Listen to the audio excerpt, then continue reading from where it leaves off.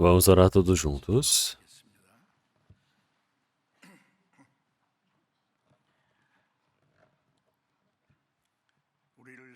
Senhor Deus, Pai, Santo e Misericordioso, que nos ama, nós todos que estávamos longe do Senhor Deus, no meio do pecado, éramos inimigos do Senhor Deus, merecíamos receber o castigo do Senhor Deus, mas pelo seu imenso amor por nós, quando ainda desconhecíamos ao Senhor Deus, o Senhor Jesus morreu por nós, derramou seu sangue precioso para lavar os nossos pecados para a eternidade. Nós todos recebemos essa imensa graça sem nada termos feito. Senhor, nós todos que fomos remidos pelo seu sangue agora, estamos reunidos diante do Senhor. Estamos louvando o grande amor do Senhor Deus. Estamos dentro desse rebanho santo e nós agradecemos por toda essa comunhão que o Senhor tem nos permitido. Senhor, que o Senhor possa cuidar de cada um de nós aqui. Que o Senhor possa nos sustentar através da sua mão de graça. Este mundo, cada momento, se torna maligno, turbulento, cheio do mal. Nós ainda somos muito fracos. Com as nossas forças, nós não conseguimos vencer todas as malignidades deste mundo. Senhor, através da sua palavra, da sua sabedoria, através do Espírito Santo, que o Senhor possa nos sustentar, para que nenhum mal possa prevalecer contra nós, que nós não sejamos derrubados por nenhuma tentação. Que o Senhor possa cuidar para que todos nós possamos ser restabelecidos cada dia diante do Senhor Deus. Todos os dias, que nós possamos viver diante do Senhor Deus sem nenhuma vergonha. Nossas igrejas que estão pelo mundo, nossas igrejas que estão pelo país, irmãos e irmãs que estão pregando esse Evangelho, que o Senhor Deus possa estar junto deles. Qual seja a dificuldade, qual seja a tribulação, que o Senhor Deus permita para que eles possam pregar o Evangelho fortemente, para que possam conduzir os espíritos perdidos para diante do Senhor Deus. E assim possamos cumprir o seu grande trabalho. Que nenhum de nós realmente decaia dessa graça do Senhor Deus. Que o Senhor possa nos sustentar através da sua graça e palavra. Que a cada momento o Senhor Deus possa nos permitir a palavra que nos é necessária. Possa nos ensinar qual o caminho que devemos percorrer. Nesse tempo também, a sua santa vontade, que o Senhor Deus deseja manifestar para nós. Como que nós devemos realizar tudo que o Senhor possa nos ensinar. Nós oramos em nome do nosso Senhor Jesus Cristo. Amém.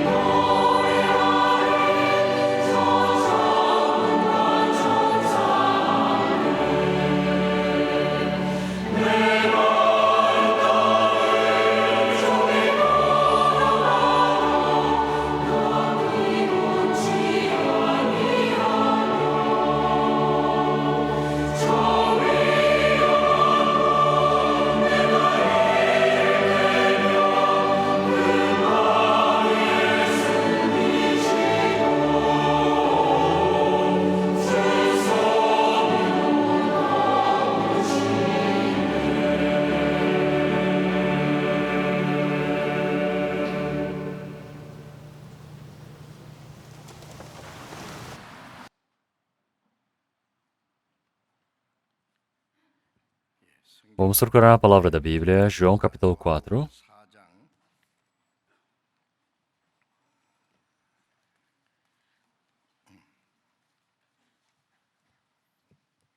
Evangelho de João, capítulo 4, a partir do versículo 34. A partir do versículo 34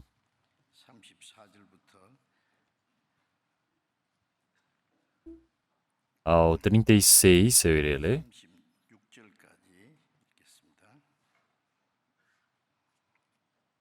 João capítulo 4, a partir do versículo 34. Jesus disse-lhes: A minha comida é fazer a vontade daquele que me enviou e realizar a sua obra. Não dizeis vós que ainda há 4 meses até que venha a ceifa? Eis que eu vos digo: levantai os vossos olhos e vede as terras, que já estão brancas para a ceifa. E o que ceifa recebe galadão, e ajunta fruto para a vida eterna, para que assim o que semeia, como o que ceifa, ambos se regozijem. Então vamos ler até aqui.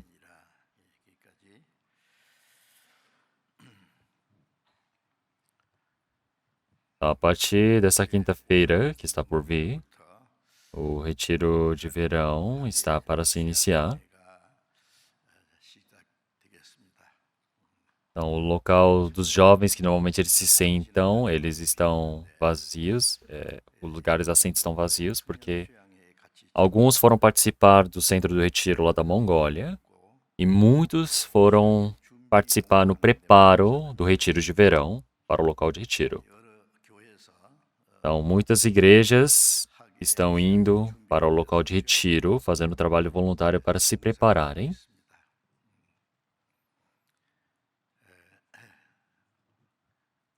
Então, nossa igreja tem muitos trabalhos para serem feitos. E dentre eles, nós temos o retiro de outono, verão, inverno, primavera. Nós temos esses retiros onde todos se reúnem. E eu acredito que é um dos trabalhos maiores e mais importantes que nós temos. E principalmente o retiro de verão, que nós temos 7 etapas seguidas, e onde muitas pessoas se reúnem. Eu acredito que vão se reunir mais de 10.000 pessoas nessa primeira etapa. Então nós temos muito o que preparar, nós temos muitos planejamentos, e para esse trabalho muitos estão fazendo grandes preparativos, estão planejando já a evangelização. E eu acredito que todos já prepararam o tempo para participarem. Então, no tempo mais quente, muitas pessoas normalmente fogem desse calor, desse clima para irem para a praia, para descansarem, para viajarem. Mas nós estamos dando a nossa folga, as nossas férias para o Senhor. E nós determinamos que queremos nos esforçar, dedicar pelo Senhor. É por isso que no retiro de verão, eu acredito que é um momento onde mais pessoas recebem a salvação. E no mundo todo também o retiro de verão ocorre. Nós recebemos notícia que muitas pessoas estão recebendo a salvação também. Então, eu acredito que não deve ter ninguém que pense, não tem nada a ver comigo, certo? Que nós temos nossos irmãos, irmãs, os santos que estão se reunindo para fazer o trabalho imenso do Senhor Deus. E nenhuma pessoa deve faltar nesse trabalho. Nós não podemos pensar, quem não fizer, tá tudo bem, se eu não fizer também, porque alguém ou algum outro vai fazer, não é? Não pode pensar assim. Porque na realidade é um trabalho que nós devemos participar e Deus não gosta se você pensar assim. Então nós nos dedicamos, nós suamos por esse trabalho, como já muitos dizem. Realmente, quanto mais o soldado suar no treino, menos derrama o sangue na guerra. Isso é verdade, certo? No retiro, nós podemos ver que as pessoas que receberam a salvação primeiro, precisam orar juntos, precisam fazer o trabalho para que espíritos possam receber a salvação. É uma oportunidade especial. Nós fazemos isso no cotidiano, mas nós sabemos que o Senhor Deus, ele trabalha em vários outros momentos especiais como este. E é um momento onde nós somos treinados pelo Senhor Deus. E é por isso que o trabalho do homem salvar o espírito dos outros, realmente nós podemos dizer que é eu orar, fazer o trabalho voluntário, conduzir essas pessoas, realmente em todo esse trabalho eu me dedicar, participar do trabalho do Evangelho. É eu estar fazendo o trabalho do Senhor Deus. Quer dizer que eu também estou sendo utilizado nesse grande trabalho de Deus. É tão precioso. E nós podemos dizer que é um grande privilégio que o Senhor Deus nos permitiu e também um grande dever que nós temos. E é uma imensa bênção que o Senhor Deus irá nos permitir depois de fazermos esse trabalho também. Quanto mais o retiro se aproxima,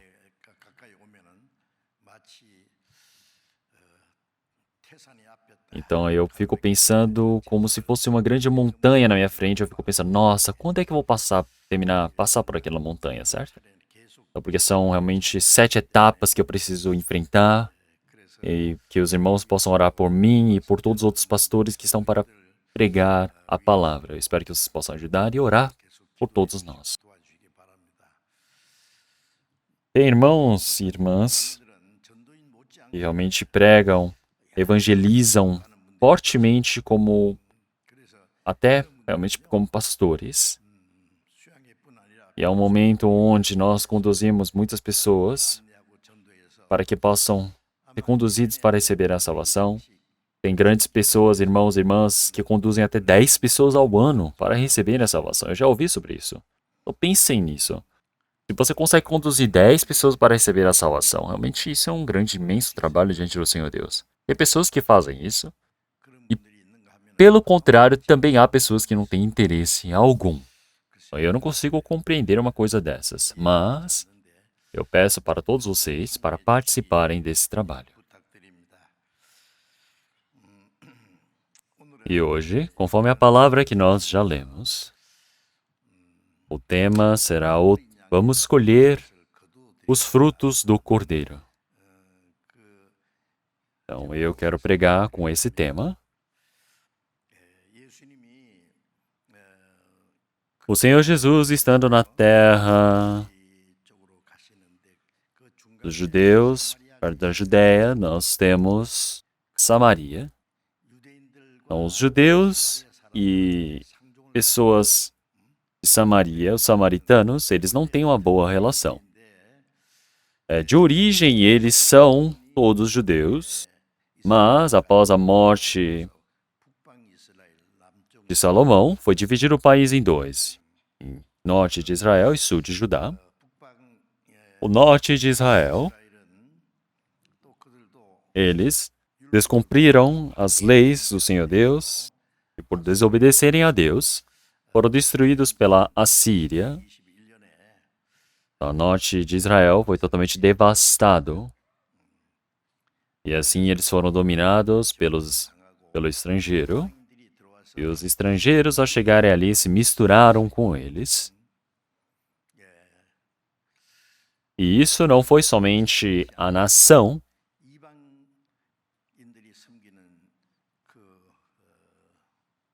mas todos os ídolos, deuses que eles serviam, entrou para dentro da sociedade naquele tempo. É por isso que o povo de Israel, eles se corromperam, e eles não sabiam que se Jeová era o Deus verdadeiro, ou se os ídolos eram o Deus.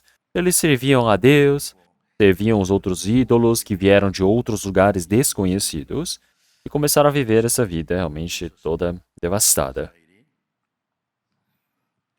Mas o sul de Judá, eles conseguiram prevalecer por mais tempo, dependendo diante do Senhor Deus, servindo a Deus. Mas sul de Judá também desobedeceram ao Senhor Deus, descumpriram as leis. É por isso que em 582 eles foram destruídos pela Babilônia. E até o templo construído por Salomão foi queimado e foram levados como escravos.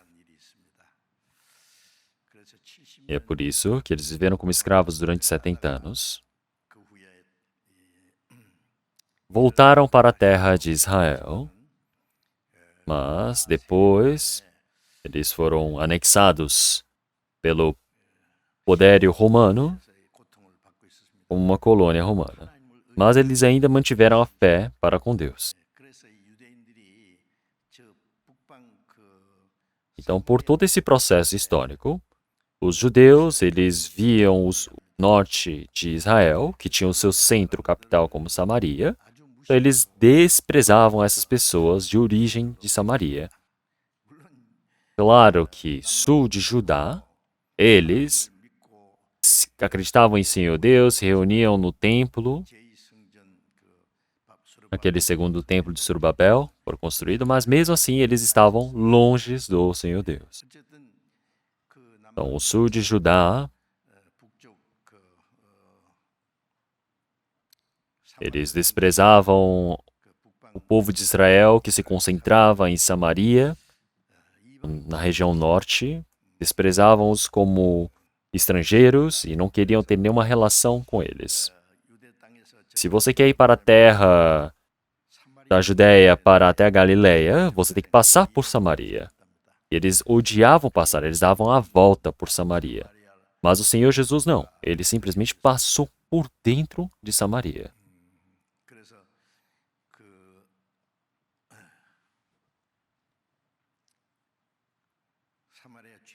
E assim, realmente o Senhor Jesus se encontrou com uma mulher pecadora de Samaria que veio pegar água com seu cântaro. Então, de tarde, quando normalmente as mulheres vêm pegar a água, elas vêm pegar de manhã cedinho. Mas essa mulher samaritana, ela veio no meio da tarde. Por quê? Porque ela tinha muito pecado. Ela era desprezada pelas pessoas da cidade sempre que passava por eles. As pessoas a odiavam, a desprezavam, criticavam. É por isso que ela não conseguia ir no mesmo tempo que as outras mulheres. E ia no meio da tarde, onde não tinha ninguém para buscar água no poço.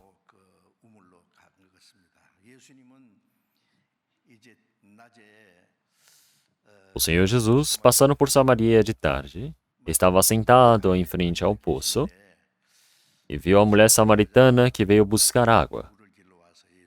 E o Senhor Jesus pediu um pouco de água para a mulher.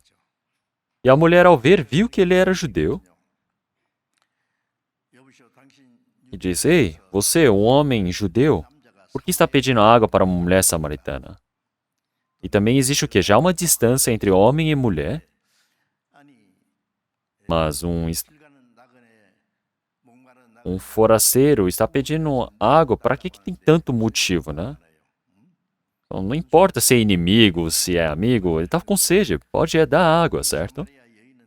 Mas a mulher samaritana, além de ter muito pecado, ela não tem nem um pouco de pena ou de compreensão para com as outras pessoas. Ela já veio e começou a desprezar, dizendo: Nossa, você acha que eu vou dar água para um judeu que despreza os samaritanos? Ela foi e desprezou o Senhor Jesus. Mas o que o Senhor Jesus pensou naquele momento? O Senhor Jesus já soube que se ele pedisse água, não ia dar água. O Senhor Jesus já soube de tudo. Então, o Senhor Jesus realmente sabe que existe uma sede muito maior do que a carnal, que é espiritual, e viu que aquele espírito daquela mulher realmente ansiava por essa água, tinha essa sede espiritual. Então, da mesma maneira como existe uma pessoa que tem tanta sede, ela havia sede de, realmente, dessa questão espiritual, o Senhor Jesus tinha sede também para salvá-la. É por isso que o Senhor Jesus pediu água para aquela mulher. Então, daquele momento, realmente, se ela soubesse o que era o presente do Senhor, o dom de Deus, teria permitido o quê? A água da vida, permitido a água da vida para o Senhor Deus.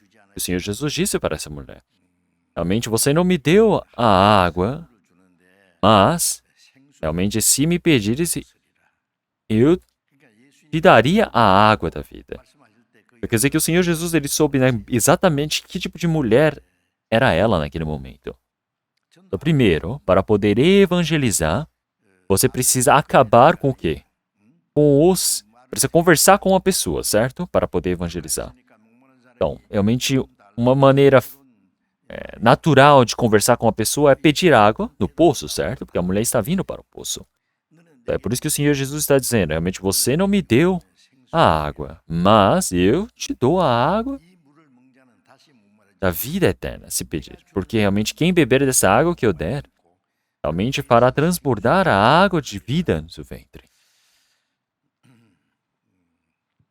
Então, a mulher olhando para o Senhor Jesus pensou, nossa, ele não parece que está brincando. Então o pensamento dela mudou um pouco sobre o Senhor Jesus. Nossa, que homem incrível esse homem.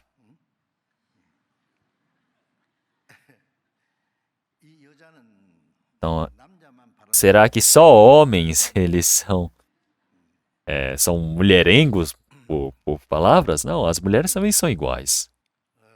Então a mulher começou a perguntar, nossa, onde já se viu uma água dessas? E eu também quero ter água dessas, uma água que realmente eu possa beber e possa parar de vir buscar água aqui. E se houver uma água que eu beber uma vez e parar de sentir sede, eu adoraria.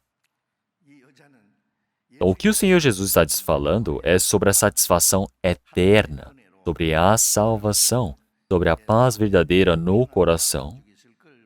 Mas essa mulher está pensando somente de forma literal na água. Então, ela quer acabar com o esforço dela de buscar essa água. Então, me dê uma água que acabe com esse meu esforço. A conversa com o Senhor Jesus é bem interessante nesse momento. O Senhor Jesus disse, chama o seu marido. O Senhor Jesus sabe que tipo de mulher é ela. E ela disse, eu não tenho marido. Como assim você não tem marido? Eu sei quantos maridos você tem. Você tem 5, você está no 6º marido agora. Então a mulher deveria tampar o rosto e sair correndo, fugindo, não é? Mas, o que o Senhor Jesus disse?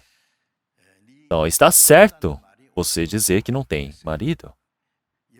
Então a mulher deve ter pensado, nossa, ele foi enganado bem pelas minhas palavras, ainda bem que ele não sabe sobre mim. Mas o Senhor Jesus disse logo em seguida, você teve 5 maridos. E o marido que você tem agora não é o seu marido. Não é o seu marido de verdade. É por isso que essa palavra é certa. Então, olhem só a fala do Senhor Jesus. Com muita sabedoria. Sem ferir o coração dessa pessoa, conseguiu repreender o pecado, conseguiu apontar o pecado dessa mulher. Essa mulher se assustou e começou a pensar, nossa, como é que esse homem sabe sobre o meu passado? Então, claro que essa mulher se encontrava com este homem, com aquele, e assim vai. E ela deve ter se encontrado com homens que já são casados, que já eram casados. Eu não sei se eles eram bonitos, mas ela se encontrou com fulano tal, cicrano, Silva, o Santos.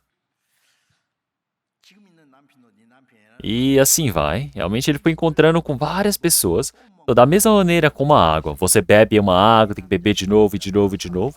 Você busca um homem, outro homem, para sempre procurar a paz, procurar a felicidade no seu coração, mas você não tem essa felicidade.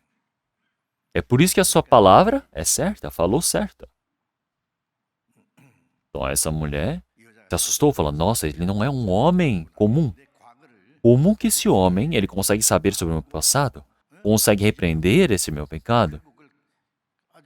E não está me repreendendo com temor, com grande medo, mas está me dizendo de forma sábia, dizendo, o seu marido de agora não é o seu marido. Ela se assustou e disse, nossa, se maravilhando, pensou, ele deve ser profeta? E já que me encontrei com o profeta, vou fazer uma pergunta para ele. Os nossos antecedentes serviam, os nossos pais adoravam a Deus neste monte, mas vocês adoram em Jerusalém. Então, naquele tempo, o povo samaritano, eles faziam o culto no monte de Samaria. Eles tinham um templo por lá que eles construíram. E os judeus faziam em Jerusalém. Eles davam seu culto à adoração para o Senhor Deus dali. Daí ela perguntou, realmente, onde que nós devemos adorar? Então, já que era um problema mais importante que ela sempre teve dúvida na vida, ela perguntou. E o Senhor Jesus, olhando para essa mulher, disse: Mulher, nem neste monte, nem em Jerusalém. Realmente agora chegou o momento para que adorem de verdade. Os que adoram, adorarão o Pai em espírito e em verdade. Então, o Senhor, ele busca uma pessoa que o adore assim. Então, não é a verdadeira oração em Jerusalém. Não há verdadeira oração, adoração em Samaria. Os dois estão errados. Onde está o verdadeiro local para a adoração? Eis que vem aqueles que adoram em espírito e em verdade. O Senhor, Deus, é espírito. Não é um lugar, não é um método de oração, não é um formato. Mas aqueles que adoram em verdade, em espírito e em verdade. E este é a verdadeira oração que o Pai busca. Muitas pessoas falam, vamos iniciar o culto, vamos iniciar não sei o quê. Todos falam assim, né? As igrejas do mundo. Mas é tudo igreja, igreja, igreja, mas será que isso é o culto verdadeiro que estão fazendo? Então, isso tudo vem de uma tradição de servir ídolos, de idolatria. Então, isso é um pensamento muito errado, dizer, é assim que faz o seu culto, e determinar dessa maneira, em locais, falando, esse lugar é sagrado. Não existe isso. Você se prender a um formato religioso, a uma cerimônia religiosa, um ato religioso, isso não está certo. Um culto não é dessa maneira. O que é o verdadeiro culto? Não é assim. Se nós formos falar na realidade, aquilo não é um culto. Aquilo é um lugar onde as pessoas, que na realidade estão se reunindo para aprenderem um dos métodos de realizar o culto. Na palavra de Efésios, o Senhor já disse para nos darmos como oferta de nossos corpos espiritual para o Senhor Deus. Então nós precisamos dar a nossa oferta como uma oferta viva e agradável diante do Senhor Deus. Isso está falando para os cristãos que receberam a salvação. Aqueles que não receberam a salvação são espíritos perdidos que estão longe do Senhor Deus, que são inimigos. Como é que eles podem adorar o Senhor Deus de verdade?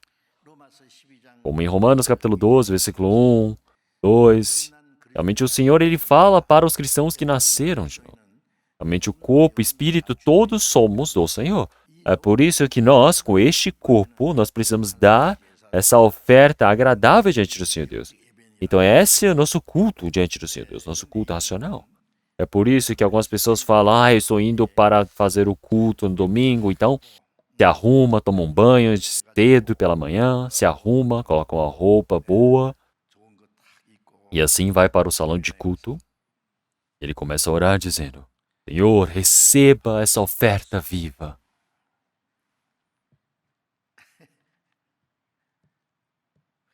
Então isso é uma oferta morta. Não é isso que o Senhor Deus espera de você. Então você fazer essa oferta viva diante do Senhor Deus com o seu corpo, como em 1 Coríntios, realmente o nosso corpo, realmente nós não sabemos que nós somos o templo de Deus. As pessoas que receberam a salvação já foram comprados pelo corpo e sangue do Senhor Jesus em espírito. É por isso que agora nós não somos realmente nós mesmos. Nós somos o templo do Senhor. Então não é uma igreja, um prédio que nós chamamos de igreja que é o local para o culto. O corpo daqueles que receberam a salvação é o templo de Deus. Então nós todos fomos comprados pelo Senhor. Nós somos o templo do Senhor. Nós não somos nossos, nós somos comprados com preço. É por isso que agora nós precisamos dar glórias ao Senhor Deus com os nossos corpos. O nosso corpo, o nosso espírito, tudo foi comprado com preço pelo Senhor. Então, eu já não sou meu. Eu sou do Senhor. Eu preciso entregar para o Senhor. E isso quer dizer que agora eu preciso saber que eu sou do Senhor. Eu preciso viver para o Senhor. Então, ó Senhor, que derramou o seu sangue no Calvário. Então, meu corpo e meu espírito, tudo foi remido e comprado com preço pelo Senhor. Então, meu corpo e espírito, tudo foi comprado pelo preço diante do Senhor Deus. Agora, eu já não sou meu. Onde já se viu algo chamado meu? Não existe. Corpo, espírito, tudo é do Senhor. Romanos capítulo 14, 7, 8. Realmente não existe ninguém que morra ou viva por si. Realmente morremos e vivemos para o Senhor. Então, viver ou morrer somos do Senhor. Então, nós não temos a liberdade, o direito de morrermos por nós mesmos. Vivemos para o Senhor. Morremos para o Senhor. Viver ou morrer, nós somos do Senhor. Já que somos do Senhor, seja viver, seja morrer, nós existimos para o Senhor Deus. Então, nós já vimos o cântico, não é? Então, o meu desejo, o meu sonho que eu tenho é somente um no Senhor. Então, eu partindo deste mundo, irei para o diante do Senhor. É assim mesmo? Esse é o verdadeiro desejo eterno de vocês? Esse é o sonho de vocês, o desejo? Verdade. Algumas pessoas falam, mentira. E algumas pessoas dizem, aqueles que dizem que acreditam no Senhor, se reúnem no domingo na igreja e mentem muito.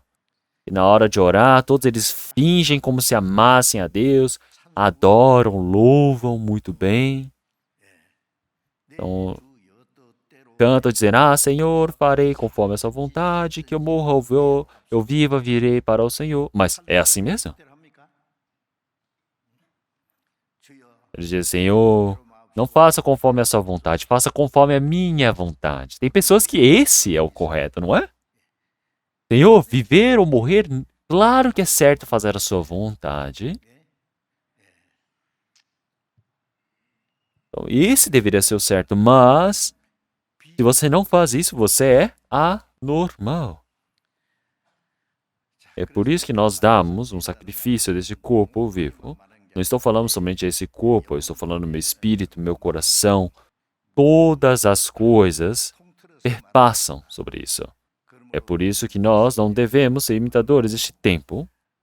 Realmente, com o coração e espírito, nós precisamos ser transformados. Nós precisamos saber qual é a santa e boa vontade de Deus. Romanos capítulo 12, versículo 2.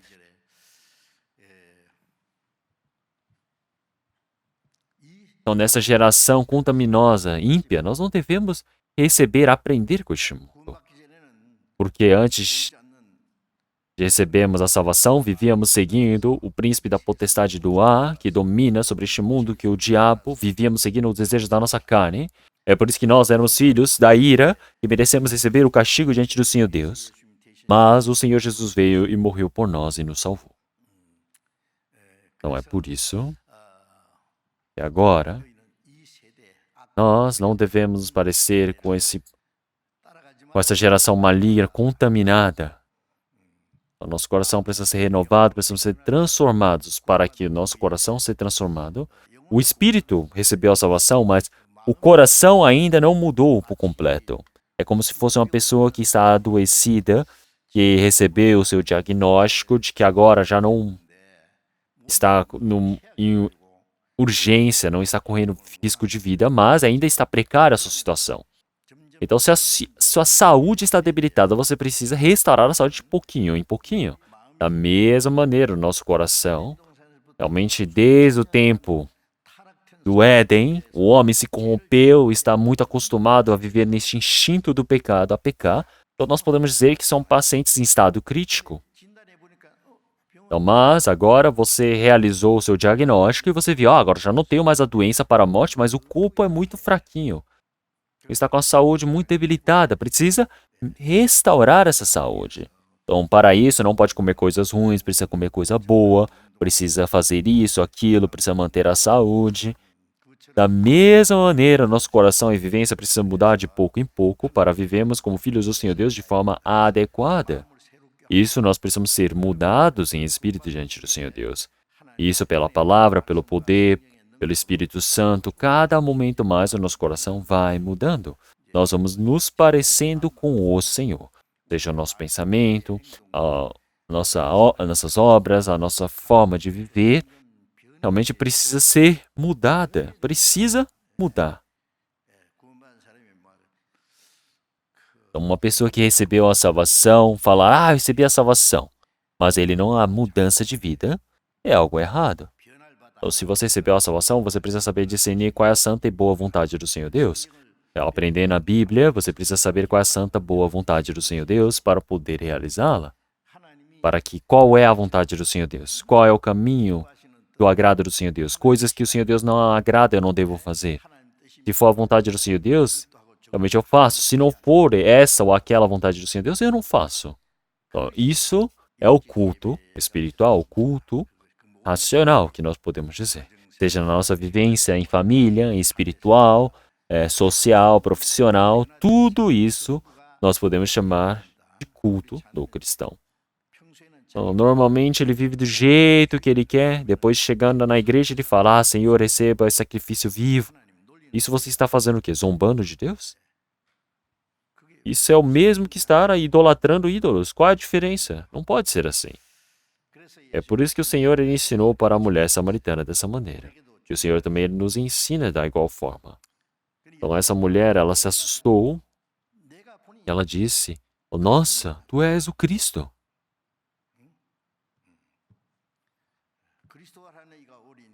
Então, porque ela falou sobre o Messias. E que se o Messias viria, ele nos ensinaria tudo. Ele nos anunciará tudo. Porque ele, sendo profeta, não dá para acreditar em tudo, certo? Mas quando o Messias vier, ele vai me ensinar tudo. Então o que o Senhor Jesus diz? Eu o sou, eu que falo contigo. I am He. Então, eu o sou Cristo. I am Christ. Então isso é algo surpreendente. Então, aquele Cristo que você aguarda, este sou eu. E a mulher se assustou naquele momento. O Senhor não disse somente essa palavra, mas abriu o coração completo daquela mulher e fez com que ela pudesse crer em Cristo. Então, a palavra do Senhor pôde dar a certeza no coração dessa mulher. A mulher, ao se assustar por completo, ela deixou o seu cântaro e saiu correndo. Ela esqueceu de tudo e saiu correndo. Correu para a cidade como uma pessoa louca e começou a anunciar, a clamar, dizendo, ouçam, ouçam, um homem me tem contado sobre todas as coisas que eu tenho feito, todos os meus pecados. Não é este o Messias? Então as pessoas começaram a assustar e falar, nossa, o que aconteceu com aquela mulher? Será que a mulher enlouqueceu? Ela não parece louca, ela parece bem lúcida no que está falando. E as pessoas samaritanas também esperam pelo Cristo. E assim, todos eles seguiram a mulher samaritana e estavam indo para diante do Senhor Jesus. E naquele meio tempo, os discípulos haviam ido para a aldeia para comprar a comida. E o Senhor Jesus estava cansado, com sede, estava realmente necessitado desses suprimentos, e eles foram comprar a comida. E disseram, Senhor, coma. E se nós olharmos o versículo 34, e Jesus disse-lhes, a minha comida é fazer a vontade daquele que me enviou e realizar a sua obra. Então, eu tenho a comida que vocês desconhecem. Eles se assustaram e falaram, nossa, alguém já trouxe uma comida para o Senhor Jesus? Então, o Senhor Jesus já disse, eu tenho uma comida que vocês desconhecem.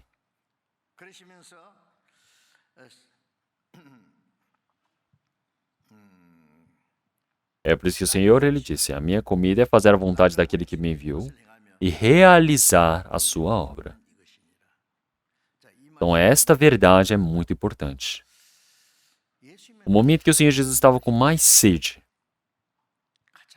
quando estava com mais fome, qual é a coisa mais importante para o Senhor?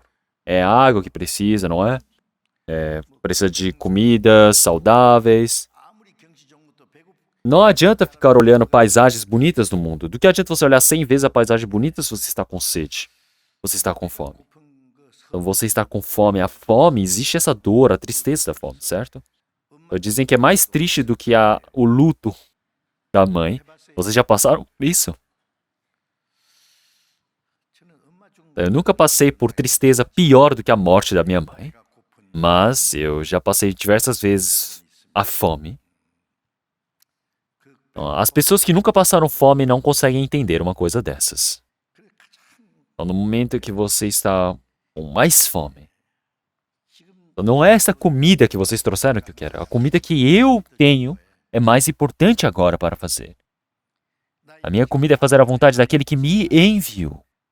Fazer a vontade daquele que me enviou, cumprir a sua obra, que é esta. Nós precisamos pensar nessa palavra do Senhor Jesus de forma aprofundada. Então, nós olhamos em Mateus capítulo 4.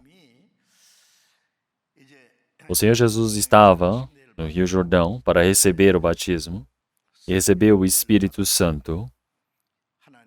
E o Senhor Jesus disse, este é meu filho amado, a quem me comprazo. Então, eles ouviram a voz do Senhor. O Senhor Jesus, sendo levado pelo Espírito, foi levado para o deserto. E durante 40 dias e 40 noites ele passou fome. Ele estava extremamente cansado. E naquele momento o diabo apareceu para o Senhor Jesus, cansado, para tentá-lo. Adão, enquanto ele não estava com fome, ele foi tentado. Então, através da Eva, dizendo, come isso, prova aquilo. Você vai ter sabedoria, você vai se tornar como Deus. Então, enquanto ele estava lúcido, muito bem satisfeito também, ele foi tentado e derrubado. O Senhor Jesus, enquanto estava 40 dias com fome, com sede, cansado, o diabo surgiu para o Senhor Jesus, dizendo, que tu és o Filho de Deus, transforma essas pedras em pães. Se você for Filho de Deus, então o diabo, então, em Mateus capítulo 3, ele soube que o Senhor Jesus é Filho do Senhor Deus. Quando o Senhor Jesus recebeu o batismo, ele viu a prova de que o Senhor Jesus é o Filho de Deus. Mas o diabo está dizendo, se você é o Filho de Deus, por que você está passando fome? Se você é o Filho de Deus, por que você está aqui? Você tem poder. Transforma essas pedras em pães. Vai e come. Por que você não faz isso? E o Senhor Jesus disse, é verdade, eu havia esquecido que era Filho de Deus. Foi isso? Então, o Senhor Jesus realmente tem na palavra de que ele diz que essas pedras podem transformar até em filhos de Abraão. Então, o Senhor, ele é Filho de Deus, ele é o Criador. Mas por que ele está passando fome, está no cansaço, na dificuldade? Se nós olharmos Mateus capítulo 4, versículo 4, o Senhor Jesus disse, não só de pão o homem viverá, mas de toda a palavra profere da boca de Deus.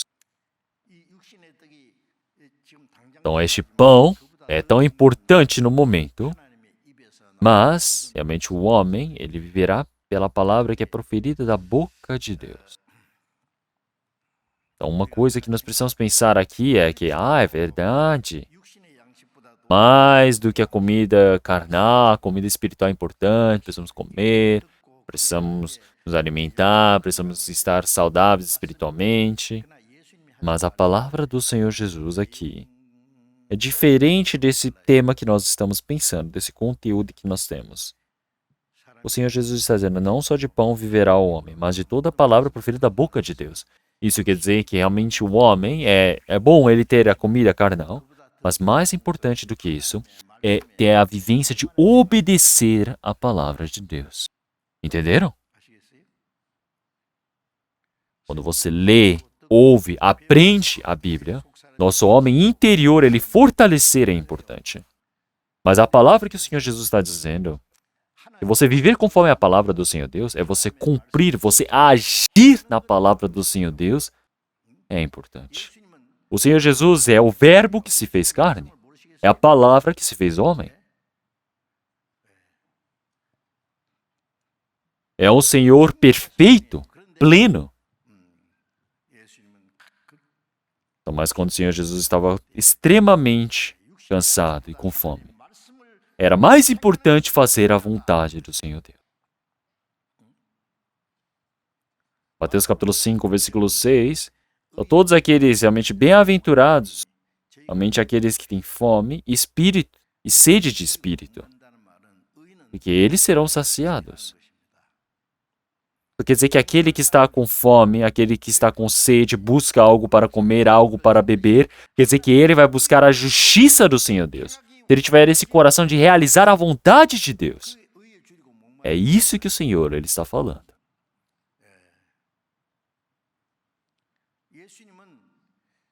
O Senhor Jesus, enquanto era tentado pelo diabo, mais do que a fome carnal, ele já havia dito na palavra de João: eu não vim dos céus para fazer a minha vontade, mas fazer a vontade do Pai. Então, para fazer a vontade do Pai, tem um trabalho que ele precisa fazer até a morte. Então, a minha comida é fazer a vontade daquele que me enviou, do meu Pai, e cumprir a sua obra.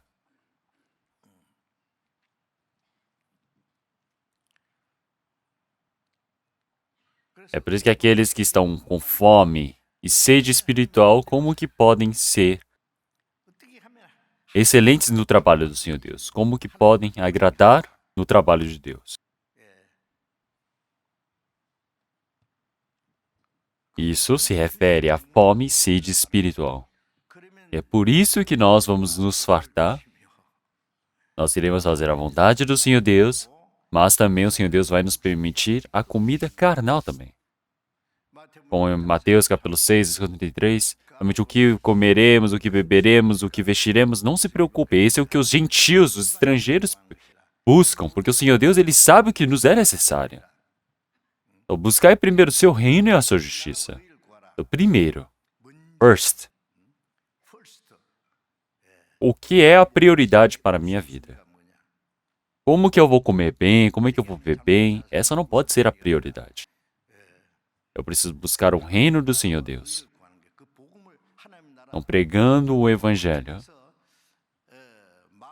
Então, é essa fronteira espiritual do Senhor Deus. Então, nós temos as 3 prioridades do país, não é? Nós temos a soberania, nós temos a fronteira e o povo. A soberania é o Senhor Deus, as fronteiras são o reino dos céus. E o importante é o povo. Então pense, o país é excelente, existe essa fronteira, o reino gigantesco, mas se não tiver a população ali? Então as pessoas que vão entrar no reino do Senhor Deus, para que se tornem um povo seleto do Senhor Deus.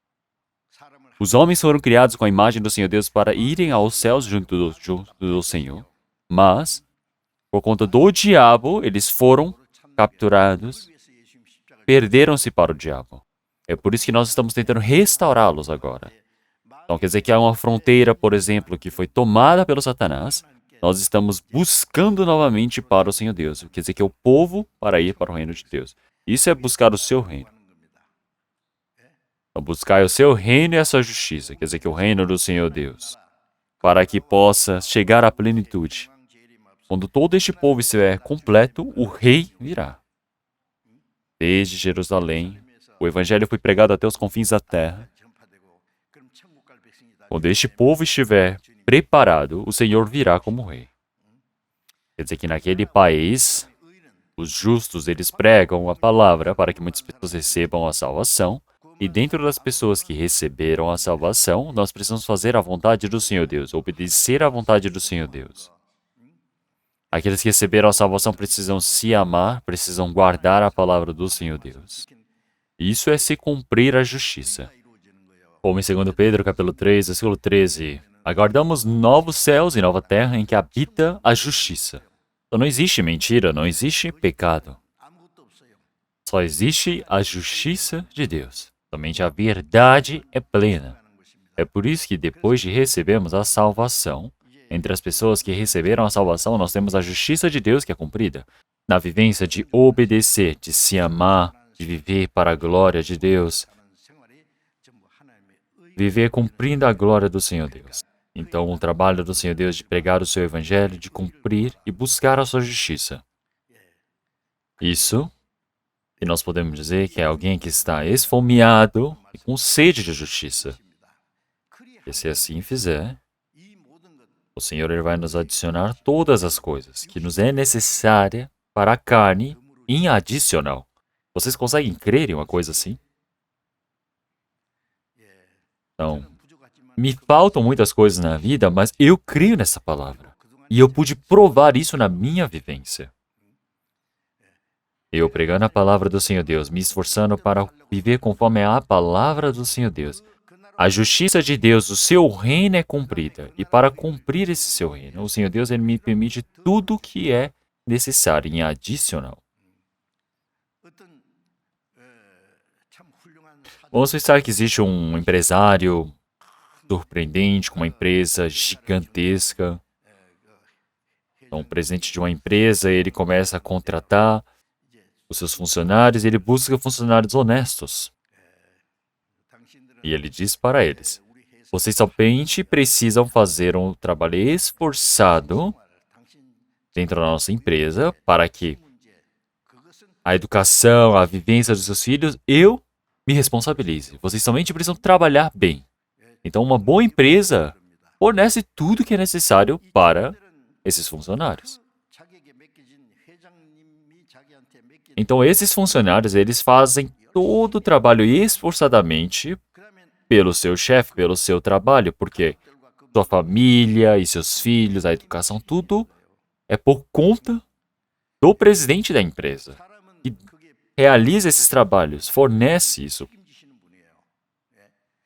Então, o Senhor Deus que criou todo o universo, ele disse para buscarmos o seu reino e a sua justiça. E então, todas as coisas da carne nos serão acrescentadas. Quando vocês sabem sobre isso, é muito divertido. O agradecimento, a felicidade transborda, não temos mais nenhuma preocupação. O que é que nós buscamos primeiro? O que é que nós pensamos diante do Senhor Deus? Ah, estou com fome, eu vou procurar algo para comer. Ah, seja com fome, ou seja, em qual seja a situação, primeiro precisa buscar o seu reino e a sua justiça. O Senhor Jesus, quando ele estava no momento com maior sede e fome, cansado, ele disse, realmente, eu tenho uma comida que vós não conhecem. Então é fazer a vontade daquele que me enviou, cumprir a sua obra. O Senhor Deus, além de nos salvar, ao mesmo tempo, ele se tornou o exemplo para todos os salvos. O Senhor Jesus, já que tem poder, nós pensamos, será que nós também conseguimos? Nós também conseguimos. Quando nós obedecemos à palavra do Senhor Deus, o Senhor Deus, ele permite o que é necessário para essas pessoas que vivem por ele, todas as coisas. Como na palavra de João, capítulo 5, versículo 17, o Senhor já havia dito também. Então, meu pai trabalha até agora e eu trabalho também. Qual é o trabalho do meu pai? Então, o trabalho da criação.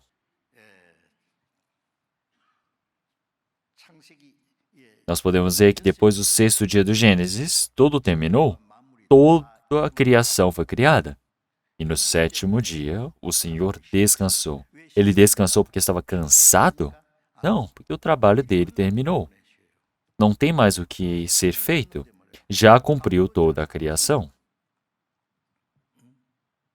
No sétimo dia, ele descansou. E o que será que ele fez no oitavo dia? Ele está descansando. E terminou o trabalho. Então, mas até agora, ele está dizendo. O que isso quer dizer? Desde o Gênesis, quando Adão pecou, um novo trabalho de Deus se iniciou para salvar esse pecador que se corrompeu por conta do pecado. Então, o Senhor Deus, ele planejou isso. O Senhor Deus, ele preparou e prometeu para o povo de Israel. E conforme esse plano do Senhor Deus, conforme a promessa da salvação que vem sendo profetizada desde o Antigo Testamento, o Senhor Jesus veio para cumprir. É por isso que em João capítulo 5, versículo 21, pois assim como o Pai ressuscita os mortos e os vivifica, assim também o Filho vivifica aqueles que quer. O trabalho do Senhor Jesus é vivificar aqueles que estão mortos por conta de seus pecados e delitos, é a salvação. É trazer o pecador imundo que iria para o inferno para poder entrar no reino de Deus. O Senhor Jesus veio para este mundo para fazer simplesmente o trabalho de Deus. É por isso que em Filipenses, capítulo 2, versículo 8, versículo 7 e 8, nós podemos ver que o Senhor é Deus. Ele está na mesma posição que Deus é o Criador. Então ele, não por usurpação, quis ser como Deus, mas ele se fez servo. Quer dizer que o Deus Criador, ele se fez como um homem. Ele nasceu em um estábulo, em uma manjedoura. Ele viveu 30 anos como o filho pobre de um carpinteiro. Durante 3 anos e meio, enquanto andava por toda Israel, como ele sofreu tanto. O Deus, o Criador. Por quê? Para salvar os homens. Então, ele não quis, por usurpação, se tornar como Deus, mas ele se tornou como homem, com formato de homem. O Senhor Jesus, na verdade, não é homem, ele é Deus. Deus que se manifestou em formato de homem, que se sujeitou até a morte, morreu com morte de cruz. O Senhor Jesus, antes de fazer esse trabalho de nos salvar, primeiro, ele sujeitou até a morte para com Deus. É através desse resultado que nós somos salvos. O Senhor Jesus veio realizar esse trabalho. E é por isso que meu pai trabalha até agora e eu trabalho também. É por isso que em Filipenses capítulo 2, versículo 5, ele disse: realmente tende vós este mesmo sentimento que houve também em Cristo Jesus. Ser humilde como Jesus. Realizar a vontade do Senhor Deus. Sujeitar até a morte como o Senhor Jesus. Isso é a vida de Cristo. E este Cristo está em nós. As pessoas que receberam a salvação, se dizerem cristãos, quer dizer que são de Cristo. Quem não tem o Espírito de Cristo não é de Cristo. O que esse Espírito de Cristo faz dentro de mim? Assim como em 1 João capítulo 2, versículo 6, aquele que diz que está nele também deve andar como ele andou. Então, nós precisamos fazer esse mesmo trabalho que o Senhor ele faz. Eu preciso viver como o Senhor. Então, não é simplesmente falar, eu quero ir para a igreja, não quero, eu quero fazer isso, não quero. Isso é vida de cristão? Não é. Não é.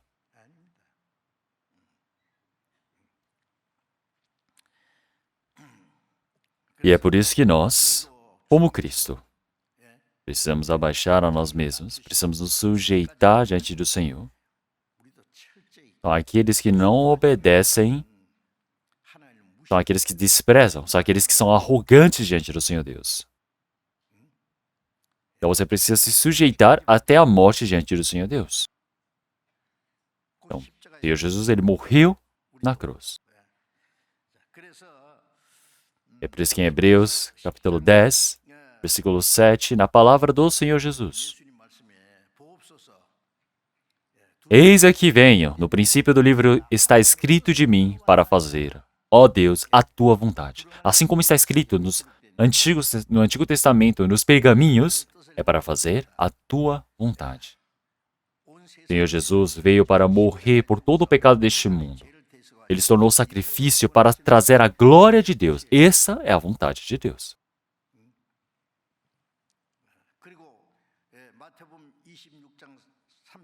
E assim, em Mateus capítulo 26, antes do Senhor Jesus morrer na cruz, qual foi a oração do Senhor Jesus no mundo? Senhor, que não faça conforme a minha vontade, mas a sua vontade. O Senhor Jesus, ele estava à frente da cruz. Ele não tinha nem como desviar disso.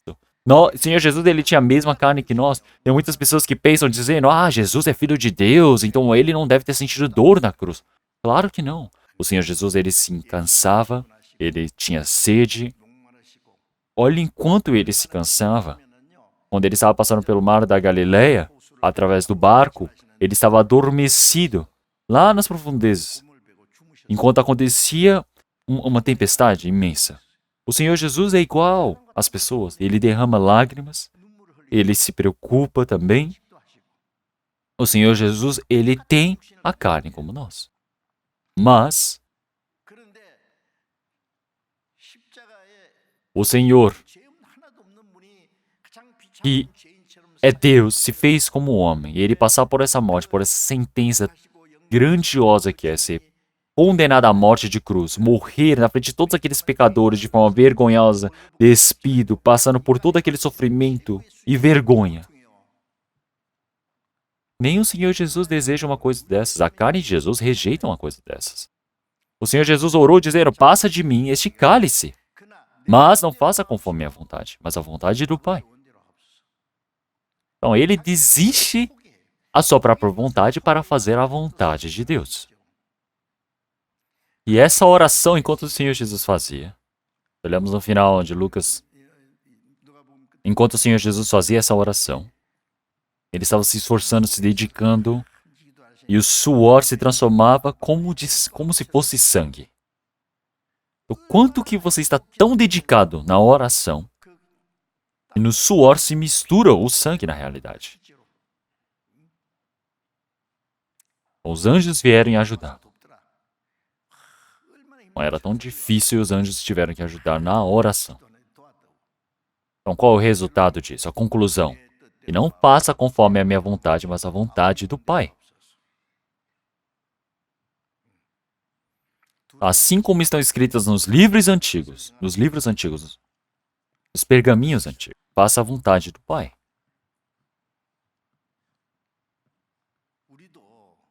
Nós também somos pessoas que precisamos seguir ao Senhor ali atrás, o restante das nossas vidas.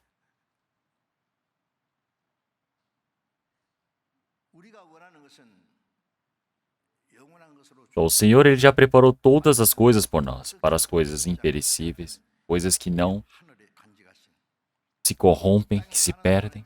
O Senhor Deus ele permite todas as coisas para aqueles que obedecem ao Senhor Deus. Se eu vivo para o Senhor, se eu morro para o Senhor, se eu estou dedicado, será que Ele não vai se responsabilizar? O Senhor ele permite se você vive pelo Senhor. Se você morre, o Senhor ele leva o seu espírito. Qual é a preocupação que você tem?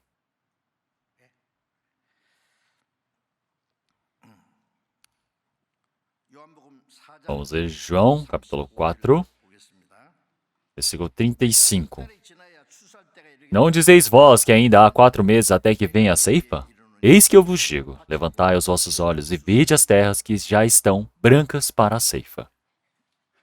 Então você vai esperar 4 meses até que venha a ceifa? Porque se nós olharmos para Samaria, ali estavam realmente brotando as espigas, e os discípulos estavam perguntando: será que daqui a 4 meses podemos colher? E ficavam imaginando, mas o Senhor Jesus está dizendo: olhem para Samaria, todas as pessoas de Samaria estão vindo para diante do Senhor. Então, se nós olharmos para essas espigas, esses espíritos, ao ver do Senhor Jesus, as pessoas são as espigas para serem colhidas. Vocês vão esperar 4 meses. Então, o mundo é o campo onde o Senhor ele plantou. Então, a boa semente que foi plantada pelo Senhor. Então, o Senhor é o dono do campo. Este mundo todo é como se fosse um campo, uma fazenda do Senhor. O que o Senhor ele plantou aqui? Ele plantou uma boa semente. Que semente? A semente do Filho unigênito, que veio ao mundo e morre. O unigênito é enviado para este mundo para morrer. Fez com que muitos filhos pudessem nascer diante do Senhor para serem levados para o reino de Deus. É por isso que o Senhor ele ainda não morreu. Mas, já antecipadamente, o Senhor está dizendo: olhe, levante os olhos e olhe para o campo. Veja. Não para esse campo que está com as espigas, literal, que daqui a 4 meses irá amadurecer, mas sim para todas essas pessoas que precisam receber a salvação, que irão ser salvas. E esses pecadores, que ao ver de Deus, agora são espigas maduras para serem ceifadas. Quer dizer que elas estão curvadas, quer dizer que está totalmente maduro, está pronto para ser colhido. Chegou o momento para colher. Então, o que é que nós conseguimos enxergar aqui? Então, o Senhor Deus, Ele ordenou. Então, nós precisamos enxergar as coisas que o Senhor Deus, Ele deseja. Então, o que é que nós podemos ver? As coisas que as pessoas não enxergam é o que Deus enxerga. Como Deus enxerga este mundo, nós, quando olhamos para este mundo, muitas pessoas estão indo para o inferno por conta de seus pecados. O Senhor, Ele morreu por essas pessoas. Ele fez esse trabalho da salvação. Isso quer dizer que essas espigas que estão prontas para serem colhidas. Então, se nós escolhermos, tudo se termina. Nós podemos levá-los para o reino de Deus. Então, levantai os vossos olhos. Vede as terras que já estão brancas para a ceifa. Então, o Senhor Deus, Ele deseja que muitos filhos, para que possam receber a salvação, enviou seu Filho unigênito para morrer, para que assim possa dar muitos frutos. Então, nós podemos ver que o Senhor, Ele morreu e ressuscitou. E agora o Senhor já não é mais Filho unigênito. Em João capítulo 20, então, o Senhor, Ele disse para Maria Madalena e as outras mulheres que haviam procurado ao Senhor Jesus no seu túmulo. Ele disse, realmente, Ele já ressuscitou. E agora vá para os meus irmãos, os discípulos. Ele os chamou de irmãos. É porque é o meu Pai, o vosso Pai. Então, realmente, diga que eu subirei para o meu Pai, o vosso Pai. Então, não se envergonham mais chamá-lo somente de irmãos. Então, dentre muitos irmãos, o Senhor agora se tornou o filho primogênito. Ele não é mais o filho unigênito. Então, pensem bem. Realmente, quando você está sozinho, que você é um filho primogênito, é unigênito. Mas quando você tem muitos outros irmãos, você se torna primogênito. Como em Hebreus capítulo 1, quando o Senhor ele retorna, ele virá nesse segundo advento conduzindo muitos dos seus irmãos. Então, agora ele não é filho unigênito, mas sim primogênito. Então, nosso Pai, meu Pai, o vosso Pai. Então, assim como uma espiga que caindo nessa terra, morrendo, ele pode dar muitos outros frutos. Que olhem só para a semente, que pode dar muitos frutos. Realmente tudo é uma mesma vida diante do Senhor. Então, todos são herdeiros do Senhor Deus. Todos realmente são aqueles que são do povo de Deus, do reino de Deus. São iguais ao Senhor Jesus. Não é algo surpreendente? Então, plantando uma semente que pode frutificar muito, é tudo a mesma coisa. Todos são filhos do Senhor Deus. Todos são herdeiros de Deus. Todos são aqueles que são a semente para receber a vida eterna. Então, realmente, olhe para o campo, já estão brancas para a ceifa. Ao ver do Senhor Jesus, nós precisamos conseguir enxergar este mundo desse jeito.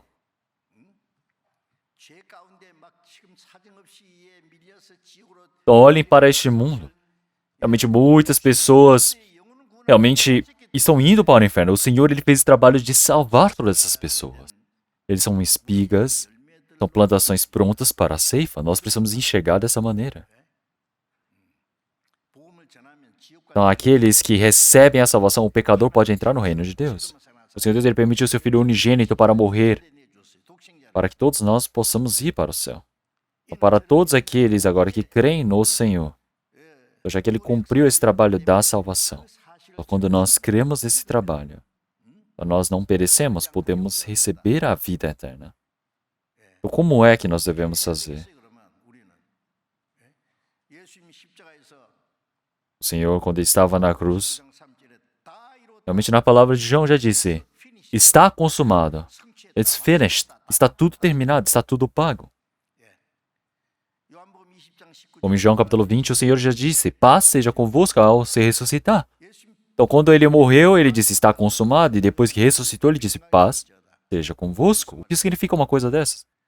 Isaías 57, realmente para os ímpios não há paz.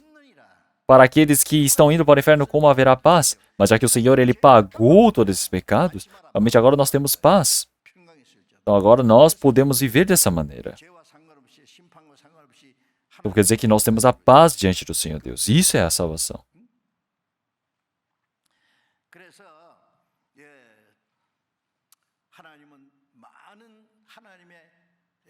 Então, o Senhor ele fez com que o Senhor Jesus pudesse fazer muitos filhos nascerem diante do Senhor, para se tornarem herdeiros diante do Senhor. Porque todos nasceram como filhos, porque o Senhor Jesus morreu com uma espiga. Então nós podemos dizer que é o trabalho da salvação que o Senhor cumpriu por nós. Então, o Senhor Jesus que ressuscitou, agora o que ele está dizendo? O Senhor Jesus que ressuscitou.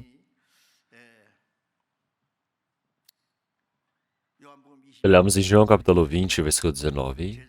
O Senhor Jesus apareceu diante dos seus discípulos e mostrou as suas mãos e disse: Paz seja convosco, paz seja convosco.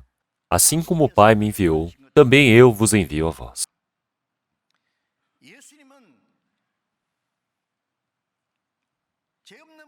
O Senhor Jesus encarregou todo o pecado deste mundo e foi enviado pelo Senhor Deus para levar todo o pecado deste mundo. É por isso que ele está dizendo: assim como o Pai me enviou, eu os envio a vós. Não simplesmente o Senhor Jesus, os discípulos, mas todos que receberam a salvação.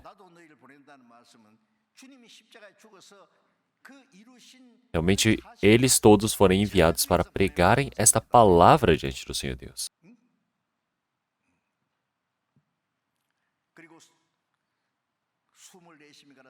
O Senhor, realmente, aspirantes realmente receberem os espíritos de vida, que se deixarem, realmente morrerão, e se pregarem a palavra, serão vivificados, porque o Espírito Santo, quando ele vier, ele vai contar todas as obras, todo o trabalho que eu tenho feito e tenho vos dito. Quer dizer que o trabalho do Evangelho durante os 2000 anos de história, realmente o Evangelho foi pregado por todo o mundo e chegou até o leste a nós. Sejais as minhas testemunhas até os confins da terra. Romanos capítulo 10, versículo 14. Como que ouvirão se não há quem pregue? E como crerão se não ouviram? Como que pregarão se não forem enviados? O Senhor Jesus, ele morreu na cruz. Fez o trabalho da salvação de morrer por todos os pecados.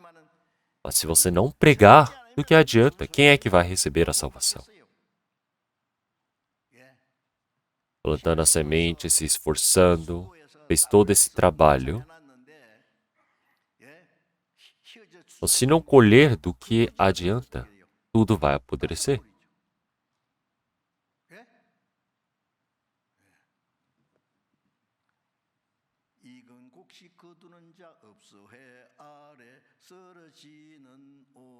Toda a plantação que está ali para ser colhida, madura, mas ninguém está ali para ceifá-la. Não está apodrecendo e se perdendo, você simplesmente vai deixar? Então não há quem pregue, como que ouvirão? Quando nós recebemos a salvação, houve alguém que pregasse para nós. O Espírito Santo nos fez compreender uma coisa dessas. Primeiramente, pelo sacrifício, pela boca daquele que prega a palavra para nós, nós recebemos a salvação. Então, não tem como realmente crer se não pregaram para nós. Não temos como ouvir se não há quem pregue. O Senhor Jesus, ele sacrificou para cumprir o trabalho da salvação e aqueles que receberam a salvação são enviados para fazer esse trabalho do Senhor. Então, nós fomos enviados e como que nós não iremos pregar?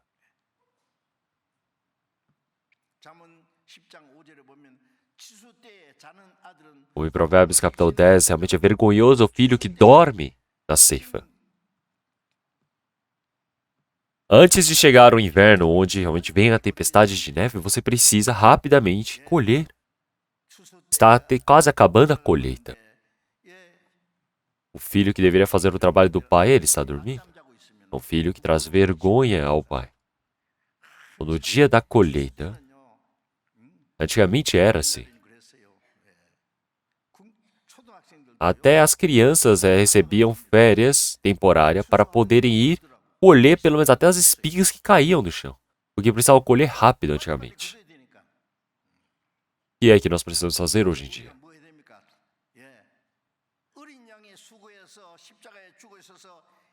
O grande trabalho da salvação que o Cordeiro cumpriu na cruz.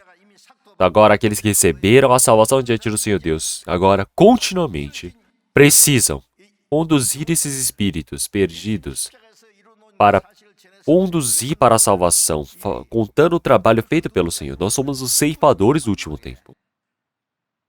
Enquanto o Evangelho era pregado para nós até esse último tempo, quantas pessoas já morreram? Se nós olharmos em Atos, todos os apóstolos, eles morreram pregando o evangelho pelo Senhor Jesus. Onde já se viu alguém que viveu em paz? Não foi simplesmente os apóstolos. Olhem o diácono Estevão. Morreu apedrejado pregando o evangelho. Tiago foi o primeiro a morrer decapitado. Tomé, ele foi morto, realmente sendo batido com porretes de ferro. Pedro foi pregar em Roma e morreu crucificado de cabeça para baixo. Paulo, realmente, ele tremeu de frio, ficou com fome, com sede, foi aprisionado, foi despido, foi apedrejado, foi jogado fora achando que estava morto e voltou novamente. Chegando em Roma para pregar o evangelho durante 2 anos, aprisionado. Após a sentença, ele foi morto decapitado. E esse evangelho, para chegar até nós, somente quantas pessoas derramaram o seu sangue para nós?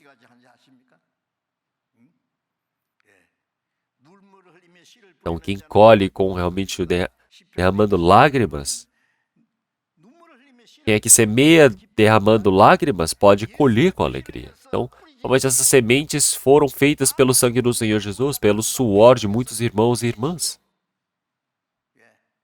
Da mesma maneira, nós também, para pregarmos o Evangelho. Seja derramar lágrimas, seja derramar suor, tudo precisamos colher com felicidade depois do fim. E o trabalho que nós devemos fazer, dormindo ou acordado. Como em Salmo 116, realmente como que retribuirei todas essas boas feituras que o Senhor tem feito por mim. Então, nesse último tempo, o Senhor, Ele veio para nos salvar, morreu na cruz por este mundo imundo, e essa imensa graça que nós recebemos, como queremos retribuir? Nós precisamos retribuir. Uma pessoa que recebeu a salvação não tem como retribuir a graça do Senhor Deus mesmo que morra 100 vezes. Não conseguimos retribuir, mas precisamos... Não conseguimos pagar, mas devemos tentar retribuir. Então, o Senhor, Ele morreu por mim e eu falo, mas Senhor, eu não tenho nenhuma vontade para fazer algo por você. Será que eu posso ser assim?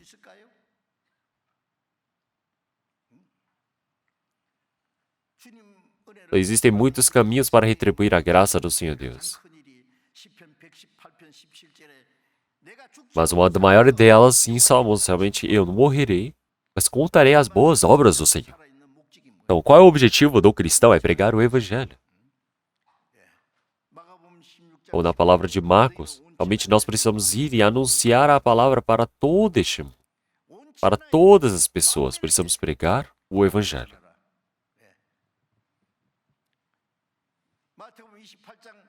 Foi Mateus capítulo 28, a partir do versículo 20 em diante, realmente o Senhor, Ele deu o poder de toda a terra e céu, dizendo, vai para todas as nações do mundo e formais discípulos, e os batizai em nome do Pai, do Filho e do Espírito Santo, e ensinareis todas as coisas que vos tenho ensinado.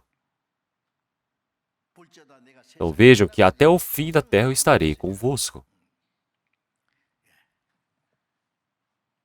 Então vão para todas as nações. Nós fazemos a missão mundial agora, custando a nossa vida.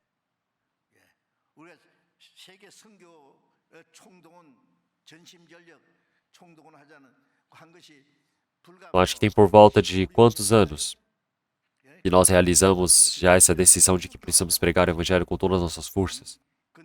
Tem 20, 30 anos? Mas nós estamos em 82 países diferentes agora. E tem mais países ainda.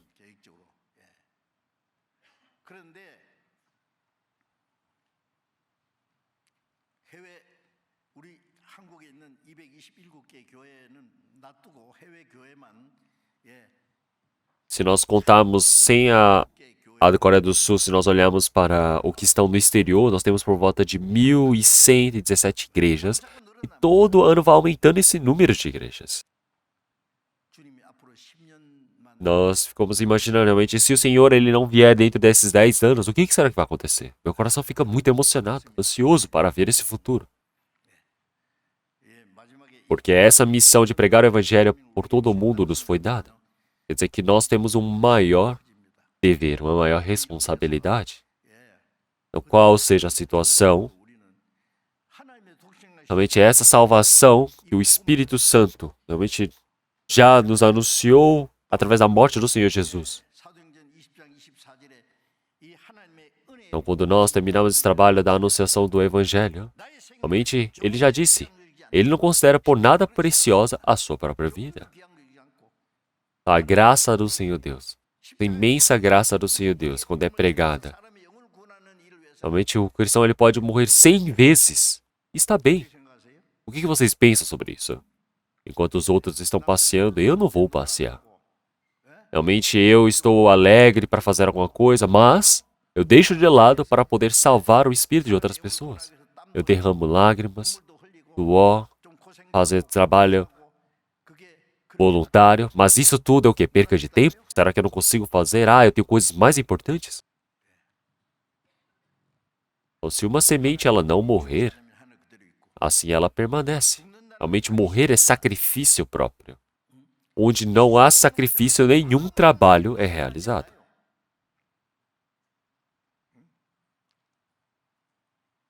Assim como Romanos capítulo 3, versículo 23, todos pecaram e todos estão destituídos da graça de Deus. E qual é o resultado de terem abandonado essa graça do Senhor Deus? Perderam o direito de se tornarem filhos do Senhor Deus. E isso é o que? É o inferno. Como em Hebreus capítulo 2, do 30, realmente, no trabalho de entrarem para o reino do Senhor Deus. Realmente é correto que nós todos vejamos que o Senhor Jesus ele morreu para que muitos filhos pudessem nascer para serem conduzidos para a glória do Senhor Deus, para entrarem na glória de Deus. E para esse trabalho o Senhor da glória, da salvação morreu por nós. Nós, para pregarmos o Evangelho, somos pessoas que somos adequadas para morrer pelo Senhor, não é mesmo?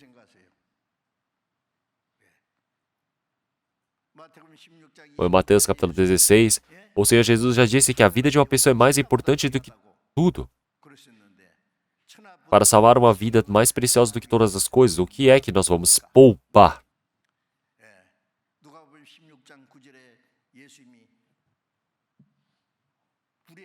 Como em Lucas capítulo 15, o Senhor ele já disse, realmente nós precisamos granjear amigos com as riquezas.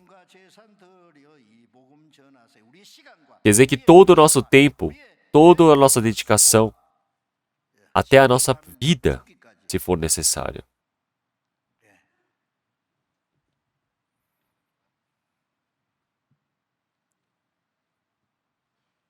Onde há nosso sacrifício,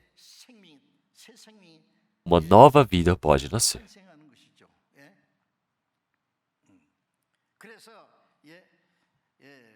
É por isso que o Senhor fez muitos espíritos, filhos nascerem para entrarem na glória do Senhor Deus. E esse tempo, essa graça, foi feita pelo Senhor Jesus. O Evangelho é pregado, anunciado, porque nós fomos encarregados desse trabalho. O Senhor Jesus já disse, tem muito para colher, mas são poucos os ceifadores. É por isso que ele está dizendo para o dono, realmente enviai ceifadores. Tem muito que ceifar no momento. O mundo está para acabar, mas ainda tem muito para colher no campo. Como em Jeremias capítulo 20, realmente já disse que está acabando a colheita, mas ainda tem muitas pessoas que não receberam a salvação. A tempestade do inverno está chegando, mas não tem ninguém que venha nos acolher.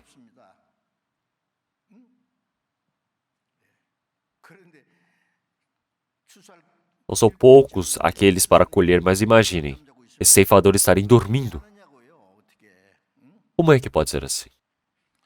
Nós somos pessoas que precisamos pregar essa verdade do Senhor Deus. Então, porque realmente aqueles que plantam e colhem se alegram todos juntos para esses frutos da vida. Que o Senhor, Ele deu a sua vida, plantou a sua vida nessa terra, e Ele se tornou a raiz, Ele quer dizer que Ele semeou nessa terra, e nós somos pessoas que agora colhemos.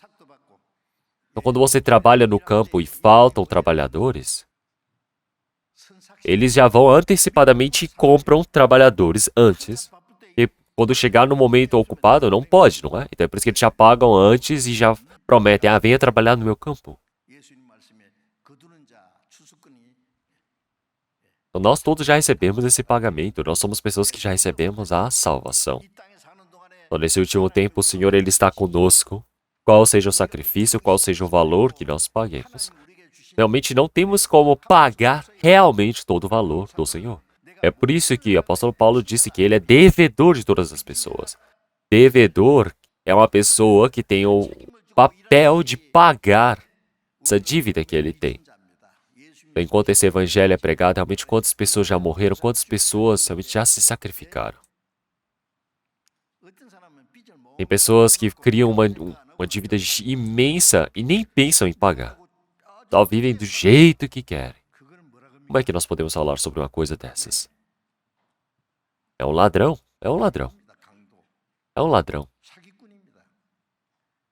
Você precisa pagar a sua dívida. Mesmo morto, você tem que morrer pagando a sua dívida. Então, antes de irmos para o Senhor,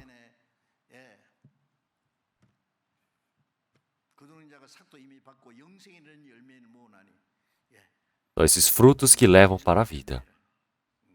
Então, o Senhor, Ele já disse que se nós deixarmos, vai permanecer, mas se nós pregarmos, realmente temos como acabar com esse pecado. Ou se nós não pregarmos o Evangelho, simplesmente deixarmos, essas pessoas irão para o inferno.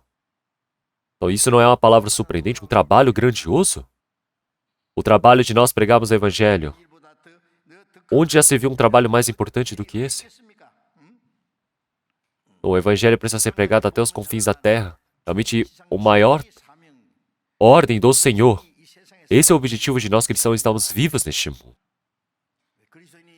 Onde estão os valores dos cristãos?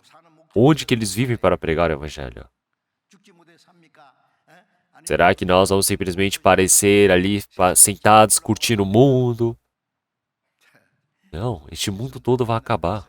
Não vamos viver de forma tão perdida como as pessoas deste mundo. Será que não podemos morrer de forma valorosa diante do Senhor Deus? Assim como o nosso retiro também. Vamos fazer o nosso máximo. Em Romanos capítulo 15, realmente, eu não me envergonho do Evangelho. Porque o Evangelho é o poder de Deus para todo aquele que crê. É o poder para a salvação de todo aquele que crê. Nós temos esse poder em nossas mãos, mas vamos deixar plantado agora no chão. O apóstolo Paulo, ele já disse, realmente, ai de mim se não pregar o Evangelho. Não quer dizer que ele vai para o inferno, mas se ele não pregar o Evangelho, isso se torna um grande pecado diante do Senhor Deus.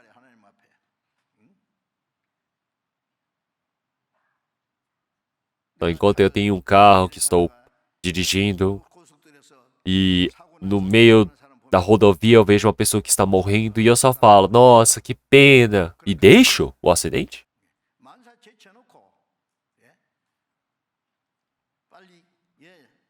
Eu preciso chamar rápido o socorro.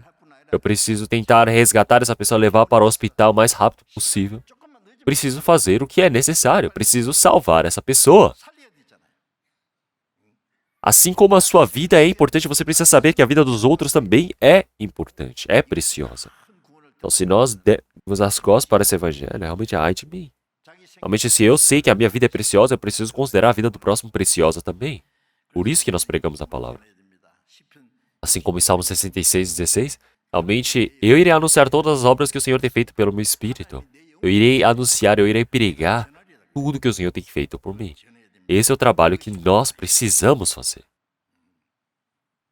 Então, desde o dia que eu determinei, realmente eu sempre tive paz no meu coração e as palavras de bênção eu irei anunciar, porque se tornará a missão da minha. Então, eu pregar o Evangelho se torna o objetivo da minha vida. O nosso tempo, os nossos bens, para a missão mundial. Quanto dinheiro que nós estamos gastando, vocês sabem? Na nossa igreja, vocês já ouviram bastante nós ficamos falando, ofertem, façam dízimo, ofertem. Não. Nós falamos algumas vezes no fim do ano e no início do ano, falamos sobre as ofertas, mas não ficamos impondo a oferta para os irmãos. Mas todos estão fazendo muito bem. No ano passado, só pela oferta de missão, através do nosso conselho, enviamos por volta de 64 milhões de reais. Então, nós não sabemos quem fez tal sacrifício. Então, a minha oferta, só eu sei a minha oferta. Eu nunca fui investigar ou pesquisar quem faz tal oferta ou não. Para mim não importa. Mas todos os irmãos estão fazendo muito bem. Há 2 semanas atrás, um jovem, ele mandou um envelope. E eu abri aquele envelope. Ele havia me mandado 40 mil reais. Não tem nome, número, nada. Mas foi um irmão jovem. E ele dizendo, eu sou um jovem, por favor utilize para a missão mundial. Há um tempo atrás também recebi outro envelope. 50 mil reais. E naquele só havia uma cartinha dentro do envelope escrito, use para a missão mundial. Então são anjos sem rosto. Temos muito que contar além destes. Mas eu não vou falar nada para que os irmãos não confundam essas coisas. Tem irmãos que dão todos os seus bens para a missão mundial. Então, pode ser que eu não consiga ir como missionário, mas eu irei enviar missionários. E é por isso que nesse último tempo, nós somos aqueles que precisamos fazer o trabalho de ajuntar no tempo da colheita. É por isso que aquele semeia e aquele que ceifa se alegram todos juntos. Aquele que semeia é o Senhor Deus e colhe somos nós. Nós não temos muito tempo restante. Como 1 Coríntios capítulo 6, realmente veja, esse é o tempo aprazível para receber essa graça do Senhor Deus. É agora é a hora. Se não for agora, quando será? Quando chegar no fim dos tempos? O tempo da graça está para terminar. Olhem para as tragédias naturais, catástrofes que estão acontecendo pelo mundo. Mudança do clima, fome, terremotos, doenças. Todo este holocausto neste mundo, o mundo está cheio de pecado. Este mundo está pior, mais cheio de pecado do que no tempo de Sodoma e Gomorra. Pior do que no tempo do dilúvio. O fogo do Senhor está para cair sobre este mundo. Mas os cristãos até agora não acordaram. Não podem perder esse coração para as coisas vãs deste mundo. Não derramem o suor. Se esforcem. E o nosso esforço diante do Senhor Deus não vai ser em vão.